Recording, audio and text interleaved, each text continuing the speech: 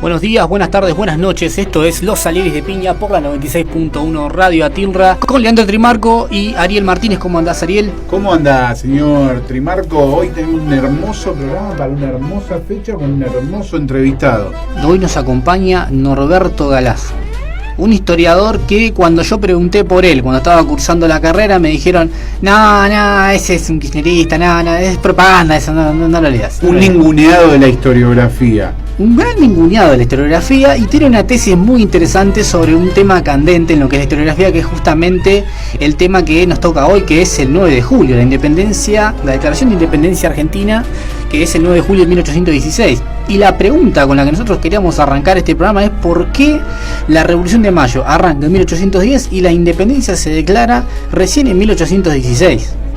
¿Qué tiene que ver, no? ¿Es una revolución anti-española, como la quieren hacer ver?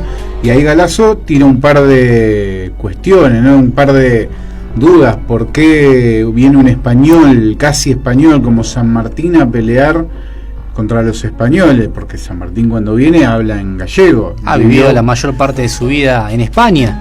Se ha formado justamente en la península ibérica.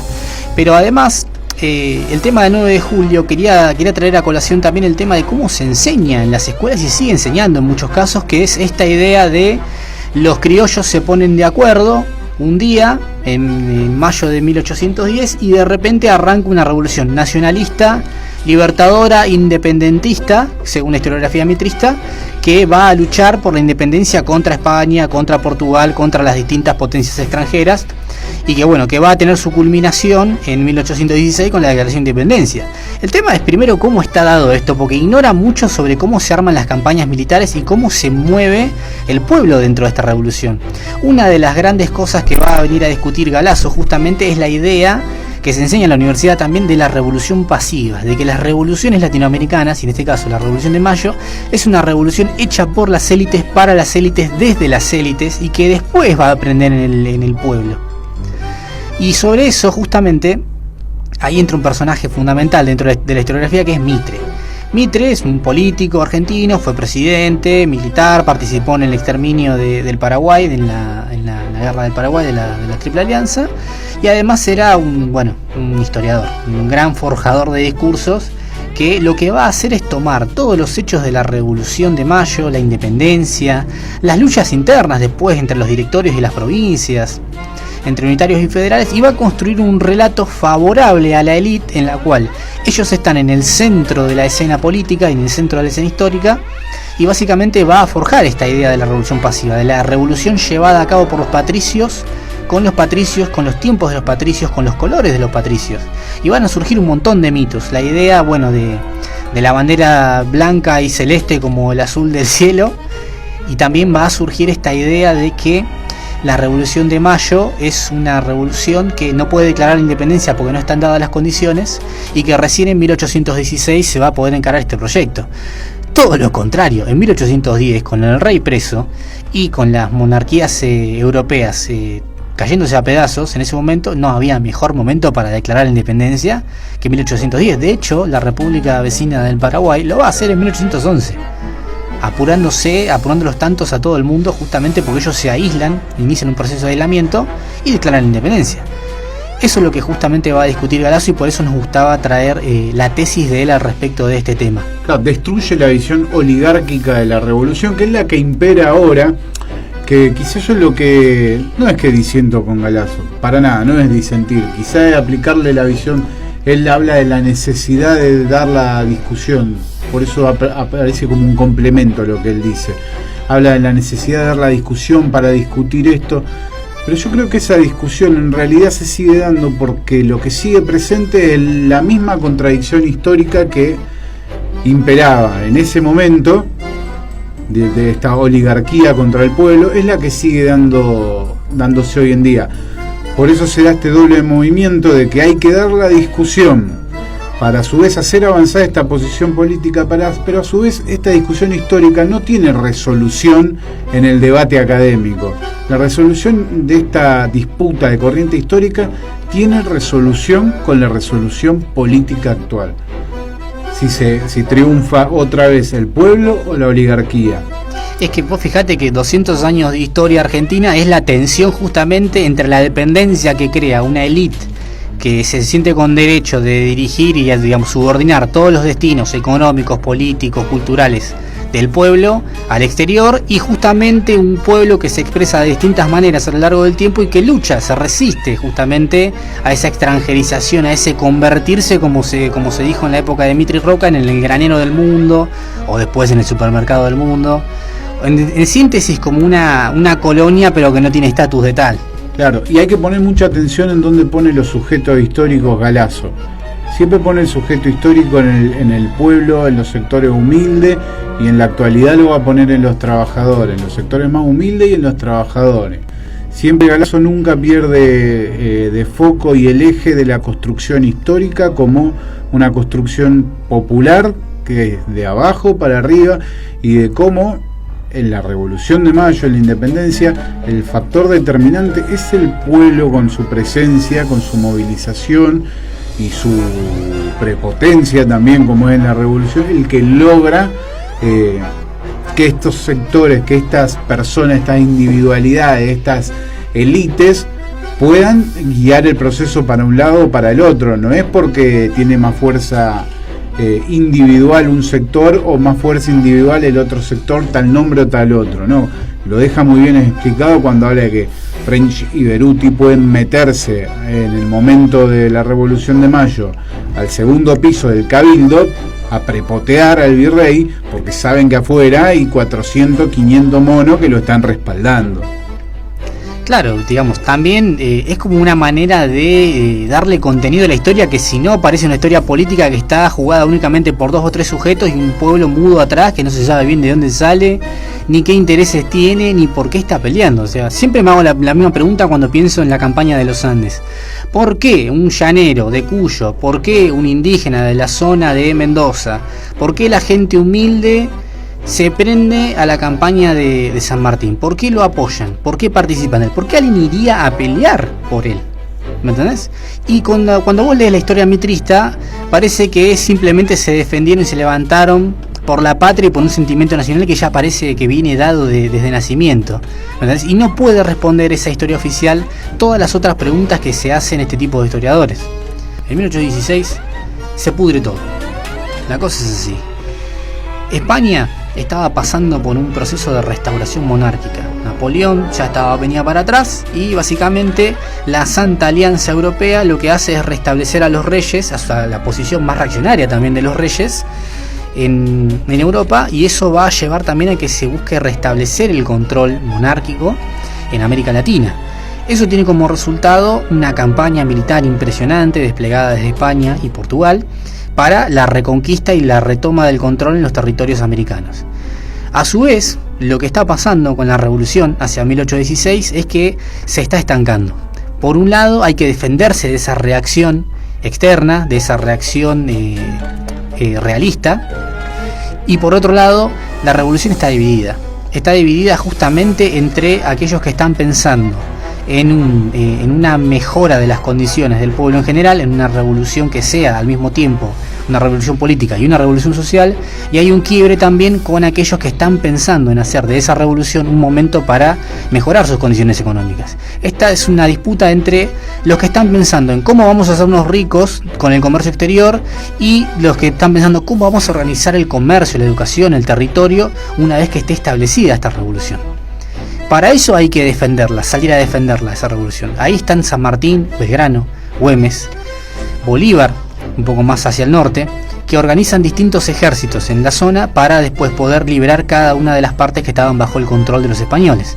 En ese contexto de extrema urgencia, de tener a los realistas que se vienen encima y al mismo tiempo desconfiar de los propios, es que se realiza el Congreso de Tucumán y se declara la independencia en 1816. Y nosotros queríamos hacer una pequeña comparación entre ese momento histórico, tenso, muy muy complicado, y la actualidad. Yo pensaba, por ejemplo... ¿Qué problema, ¿no? ¿Cómo traemos al presente esta discusión? Yo pensaba, por un lado, siempre hay uno dentro del movimiento que tira para el lado propio, siempre. Pasaba un poco con esto entre San Martín, Rondó y después, bueno, lo que va a ser el director supremo, que es Pueyrredón.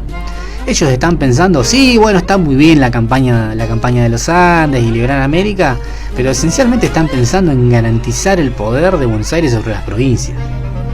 ¿A quién te hace acordar? Ah, ya. ¿A quién se le ocurre? Decilo vos.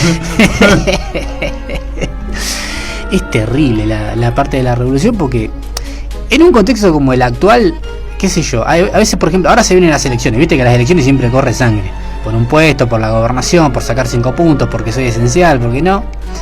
En un contexto revolucionario, imagínate que se te da vuelta uno y perdés la revolución, la tenés para atrás. Yo siempre pienso, cuando pienso en Rondó y Pueyrredón, y cuando pienso en en Buenos Aires, digamos, de aquella época, pienso en Randazzo.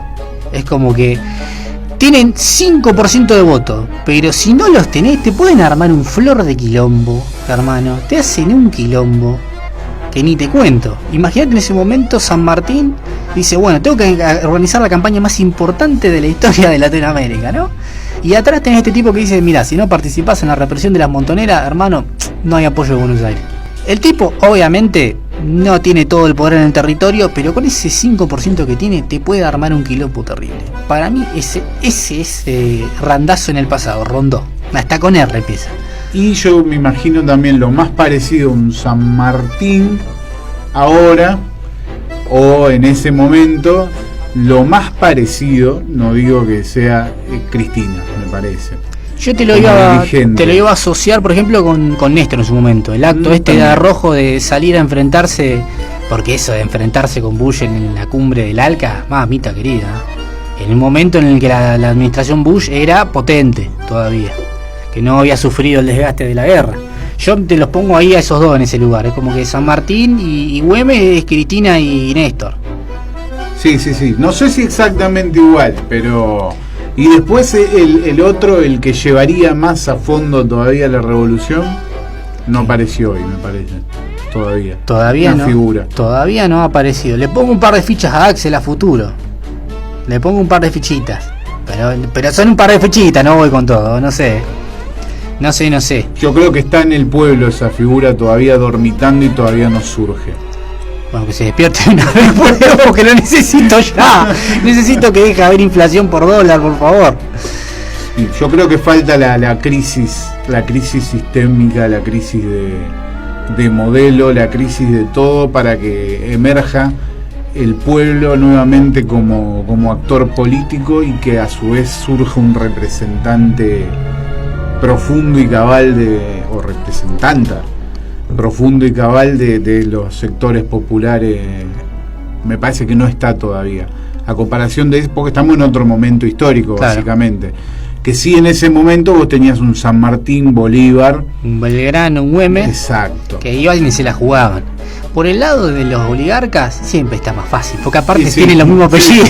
Sí, no cambió nada más son sus sucesores. Sí, serán tal caso los bisnietos, pero sí, son ellos. Por ejemplo, pienso en ese momento, cuando se produce el conflicto entre San Martín y lo que es la élite bonaerense, ¿quién está ahí? Anchorena. Y sí. Anchorena, los Burris, después va a ser Rivadavia, cuando termina finalmente. Vos fíjate que el proceso independentista con San Martín y con Güemes y con Bolívar retoma vuelo hacia el norte, terminan de vencer a las tropas españolas en el resto de América, y al mismo tiempo todo lo que queda atrás son justamente estas familias que van organizando su poder en los distintos puertos. En el caso de Buenos Aires son los mismos que después se van a endeudar hasta el cogote y nos van a cargar la deuda a nosotros. Sí, después vamos a hablar un poco de las recomendaciones, pero hay películas que retratan muy bien esto que estás contando vos. Yo estoy pensando, por ejemplo, en el famoso sillón de Rivadavia. El tipo llega, se trae el sillón de su mobiliario y lo primero que hace es pedir un préstamo a la banca Barrick. Me hace acordar a Nicky Caputo. O sea, básicamente son figuras intercambiables. Lo trae, te pide una deuda multimillonaria, lo hacen quedar los medios bonaerenses en ese momento como que eran, es el Messi de las finanzas. No, este tipo somos potencia. En 3 décadas, ¿sabes qué? Los Estados Unidos del Sur. Creo que le llega la mitad de lo que pide en dinero. Inmediatamente tiene que usar una parte de ese dinero para pagar la otra mitad que le queda. No hace un corno con esa guita, no hace nada. Sí le sirve para sacar, para realizar los negocios a la oligarquía portuaria. le sirve para la fuga de guita, que cualquier parecido con la realidad no es mera casualidad. Y después estoy pensando a ver qué otra figura pueden llegar a encajar ahí de la oligarquía. Bueno, en Chorena me hace acordar un poco a Fernando Iglesias, ¿viste? Verborrágico, bestia, bruto, racista. Es como que le buscás defectos y empezás a llenar la fichita y al final no te queda ninguno para usar. Y también están los Bullrich, los Lulo Pueyrredón, todos esos personajes que todavía están metidos hoy, que son sus sucesores. Lavalle va a ser una mancha en lo que es la historiografía argentina. Nos va a hacer perder una guerra, Lavalle. Una guerra que ya la teníamos liquidada con Brasil. Y ahí, bueno, ahí habla también de otro tema, es la lucha política dentro de la lucha política. La lucha política de la liberación nacional, pero a su vez dentro está la lucha por la liberación social. Porque uno de los sectores, uno de los representantes que rompe ese frente, también esto va a llegar más tarde. Pero no sé por qué lo hablaste eso y se me vino a la mente Urquiza. Sí. ¿No? Y cómo van a preponderar sus intereses, ¿no? Y cómo es el que va a hacer ganar esta... Un día te prometo hacer un programa solamente de Urquiza y otro de la guerra del Paraguay. Yo lo he estudiado con detenimiento Urquiza y yo digo, mamita querida, mirá que he visto traidores, pero tan traidor, hermano, vas a ser. Allí en la guerra de Caseros, claro, en la batalla decisiva donde se produce la traición de Urquiza, es donde se termina de atar la Argentina oligárquica. Traiciona primero a lo que eran a sus seguidores, traiciona después al pueblo lisa y llanamente, a lo que son los trabajadores, y traiciona también al pueblo de Paraguay. También eso, o sea, no le quedó gente por traicionar, básicamente.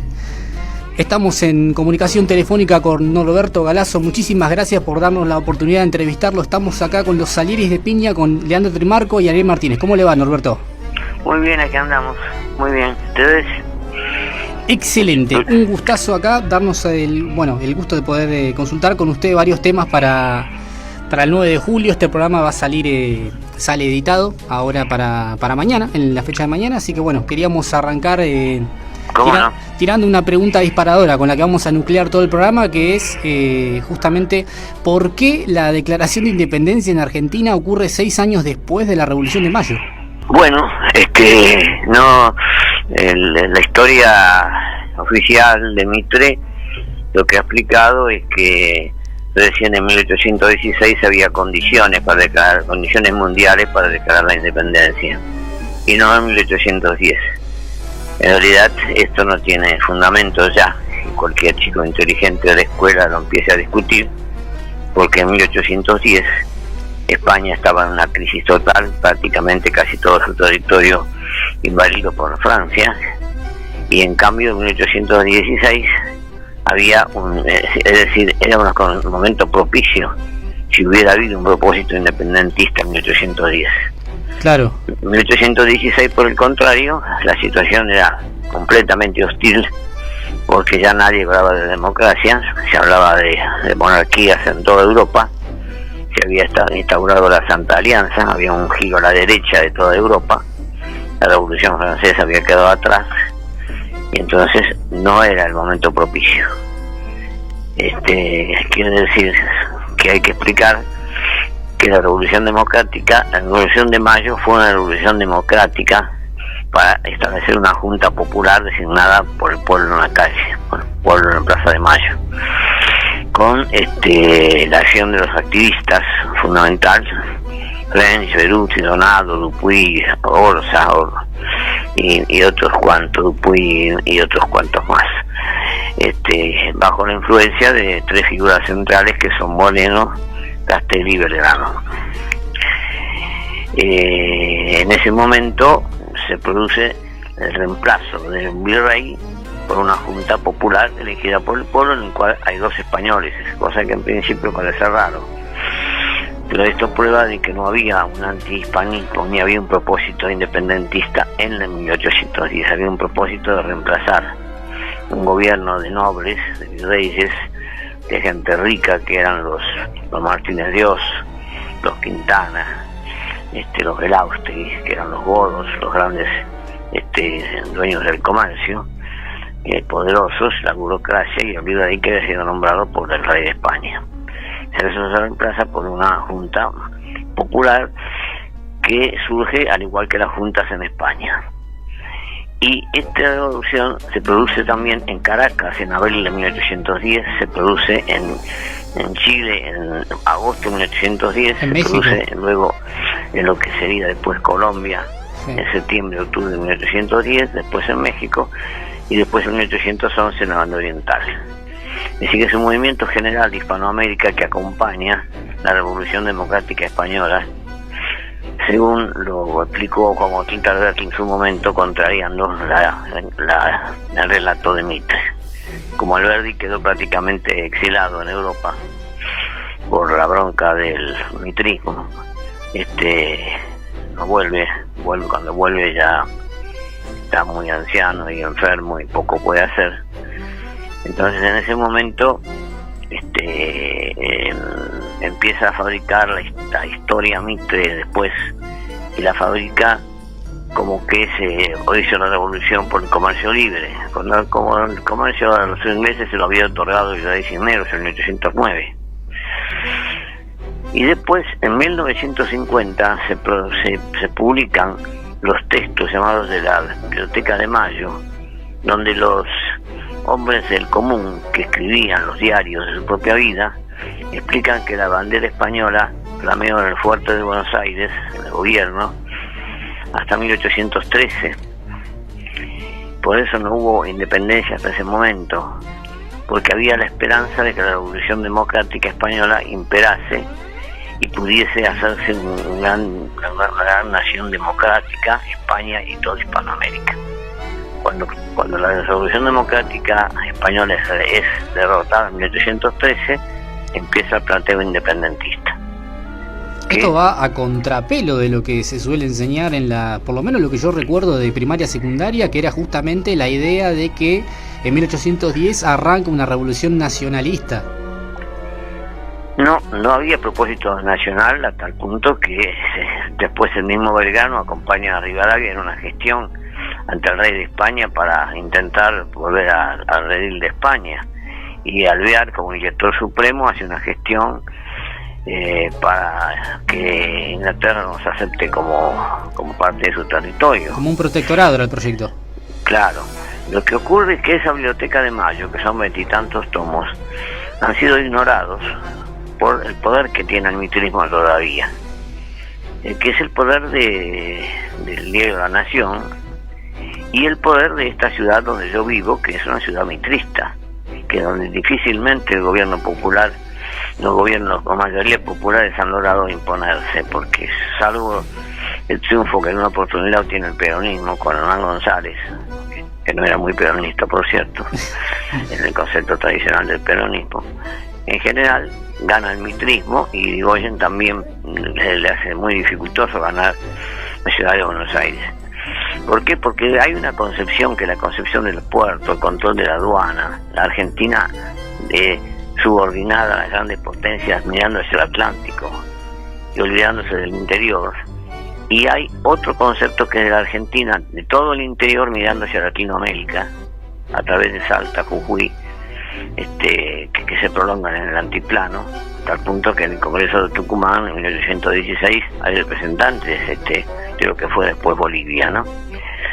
Entonces esta interpretación de la historia se está abriendo camino en algunos profesores de la universidad, pero no es la tradicional, que como decís vos, es de que fue una revolución nacionalista, independentista, porque entonces los chicos les parece que la patria nació dos veces, nació en 1810 siendo independiente y después en 1816 otra vez es independiente. En 1810 se juró por Fernando VII. El French Beruti aparece ahora en esa documentación de la Biblioteca de Mayo, repartiendo estampas con la cara de Fernando VII, porque Fernando VII era un democrático en aquel momento, por la Revolución Española de 1808. Alberti fue el único que vio con claridad y dijo: la Revolución Francesa se prolonga en España en 1808 y se prolonga en 1810, después en toda Hispanoamérica. Y la Revolución de Mayo es un momento de esa revolución democrática que tiene que hacerse, se hace independentista cuando toda España y el resto de Europa se convierte otra vez a la derecha, se reinstala la Inquisición, se persigue a la concepción de los derechos humanos, el derecho del pueblo a gobernarse por sí mismo. Es decir, en 1813 se inicia un periodo tan reaccionario que los hombres verdaderamente democráticos y populares que expresaban al pueblo, como San Martín, como Belgrano y como Güemes, plantean la necesidad urgente de declarar la independencia. Y este relato todavía no ha llegado a los colegios, ni ha llegado a la opinión pública común. Esto que yo digo, para muchos les parece un disparate, pero hay que leer Alberdi y hay que explicarse además que los hombres de 1810 en su mayor parte eran hijos de españoles, no podían tener odio a España, como dice Mitre. Lo que pasa es que ese relato tiene fuerza de mito, entonces es invulnerable a los argumentos. Es muy difícil llevar eso, por ejemplo, a lo que es el discurso público, porque justamente, o sea, esa idea del 9 de julio como el Día de la Independencia, o como en realidad como el 1810, como el nacimiento de la patria, está anclada en una mirada nacionalista. Ariel, ¿vos querías preguntar algo? Sí, teniendo en cuenta todo esto que está sosteniendo Galasso, y me viene, corregime si me equivoco, algo relacionado también al tema de la bandera. La bandera nuestra, no sé si por casualidad, es muy parecida o igual a la bandera que usaban los Borbones, ¿no? Claro, justamente por eso. Ese es otro aspecto, por ejemplo, que hay que tomar en cuenta.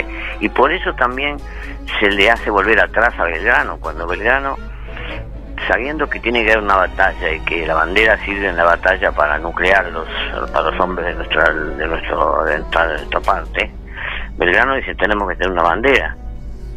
Y desde Buenos Aires le dicen: no se puede tener una bandera, pues no somos independientes, porque en ningún país de los que fueron los países hispanoamericanos es independiente.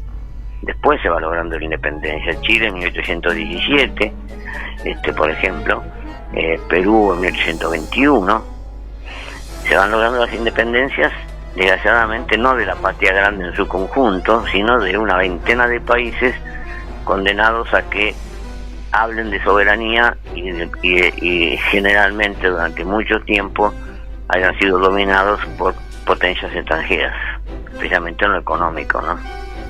Norberto, relacionado con todo esto también, suele haber una visión preponderante que sostiene que la Revolución de Mayo, hablo de la Revolución de Mayo porque hablamos de independencia y Revolución de Mayo, estamos hablando de procesos intrínsecos, están íntimamente relacionados. Y se suele sostener... además es revolución porque es el cambio de una clase social en el gobierno, ¿no? La nobleza, los duques, los nobles, el virrey, reemplazados por una junta popular, con un cartel en la calle que es French, que está distribuyendo cintas. Sí, te escucho. Vos recién hablabas justamente de esta, a esto apuntaba, hablabas de clase. Y hay otra visión dominante que suele imperar en las corrientes históricas, que es que la Revolución de Mayo es una revolución hecha por una élite gobernante, y que en realidad el sujeto pueblo no existía como tal. Es la idea de revolución pasiva esa. Claro. Esa es otra trampa también, otra trampa que ha hecho la clase dominante para enseñarnos que el pueblo no debe exigir sus derechos y que las movilizaciones populares son negativas según ellos. Pero la verdad histórica es otra. La verdad histórica es que el día 24 de mayo, el 22 de mayo se hace una elección donde ganan los sectores populares por bastantes votos, 152 a 60, una cosa a 69 si no me equivoco. Y bueno, después entonces el 22 de mayo en el Cabildo Abierto, el 24 el virrey hace una trampa y forma una junta tramposa donde participan Castelli y Saavedra por un lado, un cura Solá y un comerciante hinchado y por otro, son 4, y el virrey queda como quinto integrante, que es el hombre que desempata. Entonces cuando se produce eso, las manifestaciones populares son muy fuertes. Serán de 600 personas, pero hay que ver la escasa población que tenía Buenos Aires en ese momento, ¿no? Ahora, el 25 de mayo, cuando el virrey quiere apelar a la fuerza para reprimir a estas movilizaciones, como se ha acostumbrado a través de toda nuestra historia, las Fuerzas Armadas, arengadas por un cura, por ejemplo, revolucionario, como era el cura Grela, por otro cura, Manuel Aparicio, que llevaba una pistola en el cinto, arengadas por Moreno también, bueno, finalmente lo empujan a Saavedra a negarse a reprimir. En ese momento hay un momento de vacilación y los sectores populares ingresan al primer piso del Cabildo con pistolas y puñales. Ingresan figuras como French, como Beruti, como López, como Planes, quiero decir, que el sobrino de Vicente López y Planes, el autor del himno, y Planes, que era un morenista decidido, y ahí lo aprietan al virrey, pero lo aprietan al virrey con que tiene la violencia que da la presencia de la gente en la calle. No es pasiva, es una revolución en serio. Y en toda Hispanoamérica se producen movimientos populares intensos. Lo que pasa es que si se les enseña a los chicos que el poder popular nace de la multitud y nace de la gente de abajo, nace de los oprimidos, de los humillados, seguramente los chicos en los colegios a la semana siguiente le hacen un centro de estudiantes y le hacen blanqueos al director. Entonces ha prevalecido la idea de que no, que fue una cosa, que algunos dicen no fue revolución, porque, por ejemplo, al no ser independentista, no suprimen a la Suprema Corte, que sería la audiencia de aquel tiempo era la Suprema Corte, y no suprimen tampoco al Cabildo, lo desplazan cuando Moreno se pone firme y los tipos están conspirando, entonces sí, lo desplazan, ¿no? Pero el relato es de una revolución que sea democrática inicialmente, que después se transforma decididamente en independentista y independentista con un sentido latinoamericanista, que es el que tiene Bolívar o que tiene San Martín. No se dan cuenta ellos que no tiene sentido hacer la independencia de países separados, países chiquitos que van a ser dominados por las grandes potencias. Por eso quieren la unidad, que desgraciadamente no se produce y se despedaza América Latina en una veintena de países semicoloniales, donde el Fondo Monetario después se va a encargar de imponer sus reglas, ¿no? Queríamos preguntarte también justamente por San Martín, por Güemes y por Bolívar. Es como que de alguna manera el proceso militar que inician ellos en la independencia queda separado del de la represión que se inicia y de la anarquía que se inicia del otro lado, del interior, o sea, digamos al otro lado con Buenos Aires. ¿Por qué esa escinsión? Bueno, San Martín arma el ejército solo prácticamente, lo arma con el apoyo de Cuyo, lo arma con el apoyo de la gente. San Martín dice que lo que recibe de Buenos Aires es poco y nada. Se habla siempre, a los chicos se les cuenta que las damas mendocinas regalaron las joyas, pero no se les dice que San Martín se pone bastante furioso y le reclama al gobierno de Buenos Aires, porque el gobierno de Buenos Aires le dice esas joyas son regaladas al gobierno de Buenos Aires y San Martín las envía a Buenos Aires. Claro. Es decir, las joyas no forman parte de la financiación del ejército. El ejército se financia desde abajo,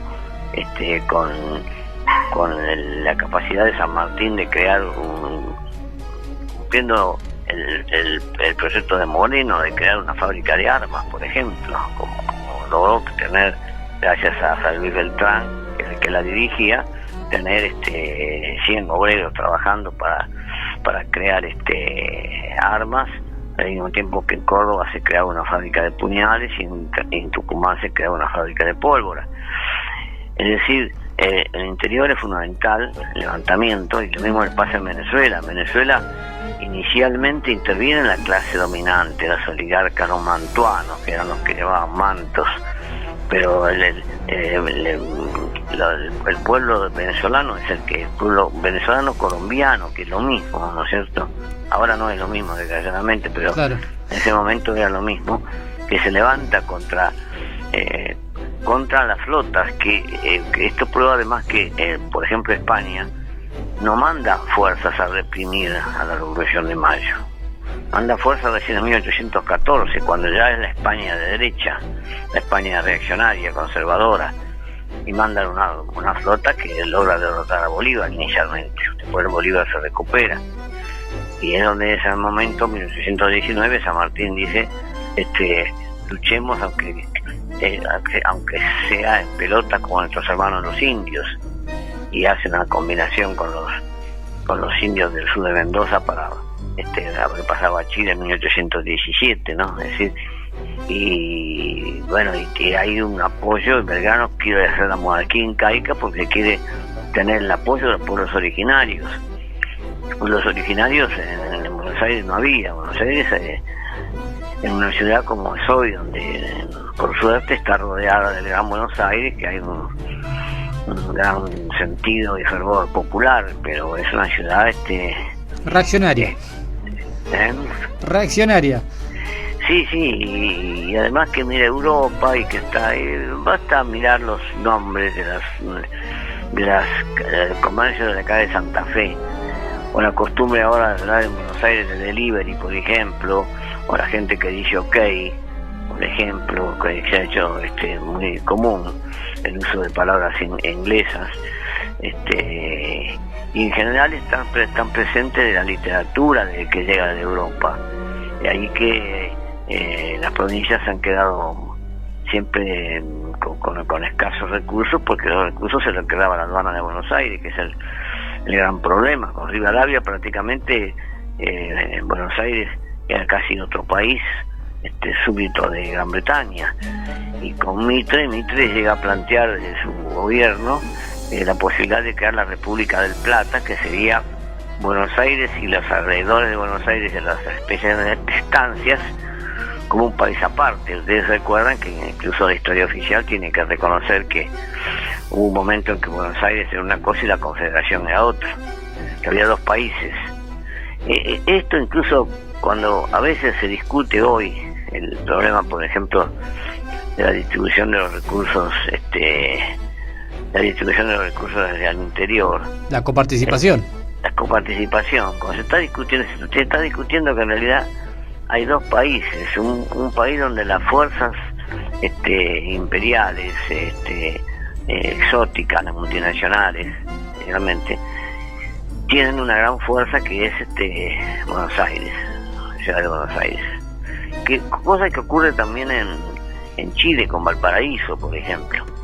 Yo estaba en Valparaíso y es notorio. En Uruguay lo mismo. En Uruguay mucha gente que va a Montevideo se sorprende la cantidad de Washington que hay en nombres extranjeros. Mucha gente que se llama Washington, otro que se llama Lincoln. La falta de espíritu nacional que sí se da entre los trabajadores. Son los trabajadores, yo creo, los que le dan a la revolución en América Latina la fuerza realmente nacional y popular. Los trabajadores, porque son los que hacen la patria todos los días laburando. No especulan, no tienen dinero en paraísos fiscales como los amigos de Macri, que hicieron todo, organizaron un país para girarse el dinero al exterior. Y entonces resulta que ahora todos tienen empresas offshore, que son paraísos fiscales donde no pagan impuestos. Y bueno, esa clase es una clase como si fuera, digamos, apátrida, ¿no? Si fueran los financistas en general están al margen de la nacionalidad, del espíritu patriótico, ¿no? Por eso también a veces se lo deforma a San Martín también.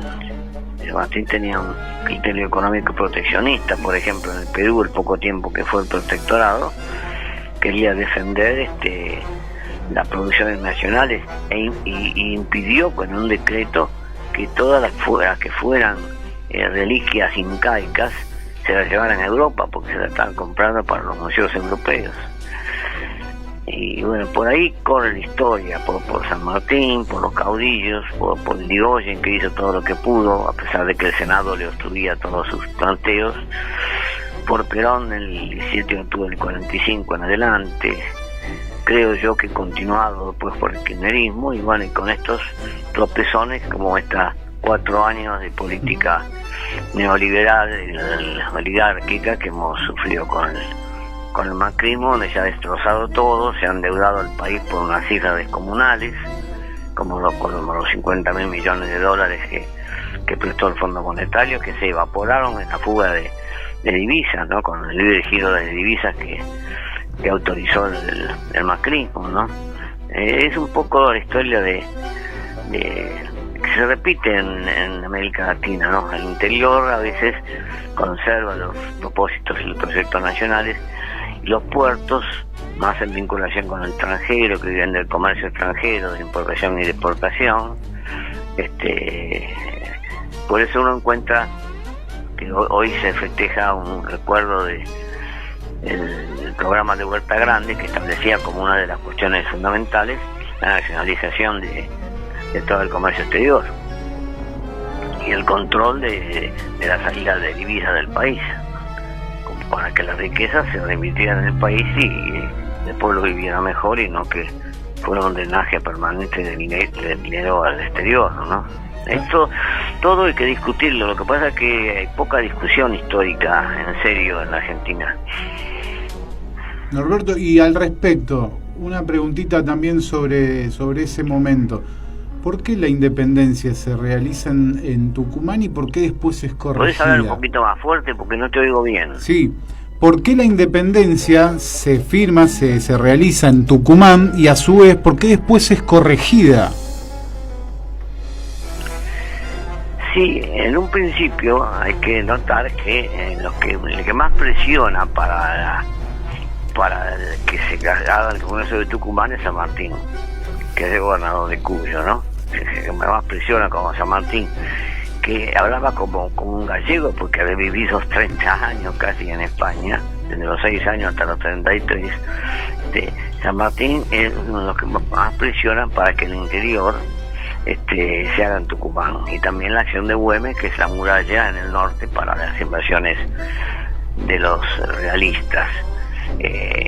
Cuando en Tucumán se pretende llevar la capital al Cusco y establecer una dinastía incaica, que es el proyecto de Belgrano, apoyado por San Martín y por Güemes, desde los representantes de Buenos Aires se niegan, y no hace falta ser muy inteligente para darse cuenta que quien es el representante de Buenos Aires es una anchorena.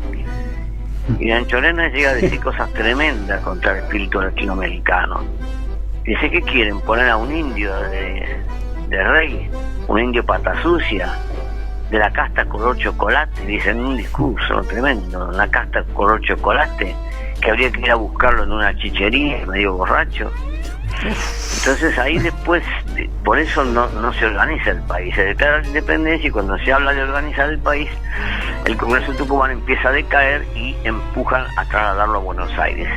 En 1819, ya en Buenos Aires, ya los mismos congresistas, ya en un deterioro total, buscan un rey, el príncipe de Luca, para hacerlo rey, un rey de una dinastía extranjera, ¿no? Esa es la decadencia del Congreso de Tucumán, que bueno, ya no está bajo la influencia de San Martín, que está trabajando en la lucha por el Perú. Sí, hacerlo pasar. Sí, me disculpan porque lo pasa. No pasa nada, no se preocupe, esto se edita.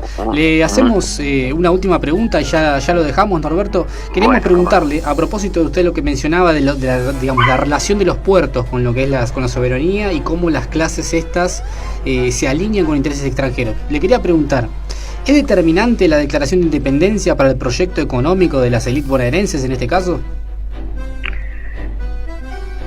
Sí, es determinante para las élites comerciales bonaerenses. Claro, las élites comerciales bonaerenses están estrechamente ligadas al comercio externo, y hacen sus grandes negocios hacia el exterior y giran dinero al exterior, ¿no? Esto es lo que han conseguido en la época macrista, ¿no? Nosotros lo que tenemos que hacer es tomar una liga, como por ejemplo en el caso de la hidrovía, que la hidrovía sirva para los beneficios de la exportación y del comercio nuestro, y no de 4 empresas, una de las cuales es Cargill, que es norteamericana, y los viejos descendientes de Bunge. Y tenemos que defender que no salgan divisas al exterior, que no se pueda convertir el país en un país donde la palabra principal de la gente es cuánto vale el dólar, y se vive especulando de la gente de clase media de Buenos Aires, ¿no? Que está pensando en esto, sino que el trabajo real lo hacen los trabajadores, como lo hacen ustedes en materia alimenticia, y como lo hacen los trabajadores fabriles, textiles, y los trabajadores metalúrgicos, y bueno, todos ellos son los que han permitido recuperar el país después de la debacle del 55, y bueno, digamos, viste, ciertas circunstancias que a veces las fuerzas no son suficientes y el país no logra sus objetivos, y cuesta. Se lo empezó a remontar en el 2003 con unos avances muy importantes, especialmente cuando Néstor le paga al Fondo Monetario y se acabaron los consejos del Fondo Monetario, le pagamos lo que debemos y se acabó y se terminó. Y después también las negociaciones que ha hecho este gobierno, que ha hecho Guzmán con los acreedores privados, los famosos buitres privados como Singer, Paul Singer y toda esta gente que tienen más poder que los gobiernos, porque tienen fortunas tremendas, ¿no? Pero yo creo que a pesar de todo, bueno, la mayoría populares logran alinearse, y yo creo que vamos a ir recuperando una senda latinoamericana. Está visto lo que ha pasado en el Perú, que ahora es increíble lo que pasa en el Perú, donde se le niega la entrega del poder ya hace varias semanas a un tipo que ganó las elecciones. Lo que pasa en Chile, donde la presidenta de la Convención Constituyente es mapuche. Y bueno, entonces un Frente Nacional que en la Argentina hace todo lo que puede con las dificultades de la pandemia y del desastre que le había dejado Macri. Bueno, Norberto, le agradecemos muchísimo el tiempo que nos se dio para la entrevista. Bueno, le quería decir que no sé si quiere hacer algún comentario final para cerrar, así ya nos despedimos. Yo creo que espero que se repita, que tengamos una comunicación más seguida, porque tenemos que conversar las cosas, y los debates que los gobiernos a veces no dan públicamente, especialmente que los medios de comunicación están tomados prácticamente por una concepción antinacional, salvo C5N y unos pocos medios radiales. Tenemos nosotros desde el pueblo que ir buscando nuestro propio camino, que es latinoamericano necesariamente, y que es por la verdad, memoria y justicia, y que es también por el crecimiento y la distribución igualitaria de los ingresos, y que se termine en una Argentina de una minoría enriquecida y un pueblo que no llega al salario mínimo en grandes porcentajes y con niveles de pobreza realmente tremendos, ¿no? Y eso es lo que humildemente aportamos para que sigamos conversando del tema y expandiendo un pensamiento nacional, popular y latinoamericano. Roberto Brazo, muchísimas gracias. La posibilidad. Muchísimas gracias, Norberto. Te mandamos un abrazo enorme y gracias como siempre por levantarnos el teléfono. Bueno, chao, un abrazo para todos. Chao. Antes de cerrar el programa, como siempre, tenemos una sección en la que queremos hacer recomendaciones de qué libros o qué películas podemos ver al respecto de este tema. Quiero arrancar recomendando Revolución de Mayo de Galazo, donde analiza justamente en este libro en profundidad todo lo que él comentó en la entrevista.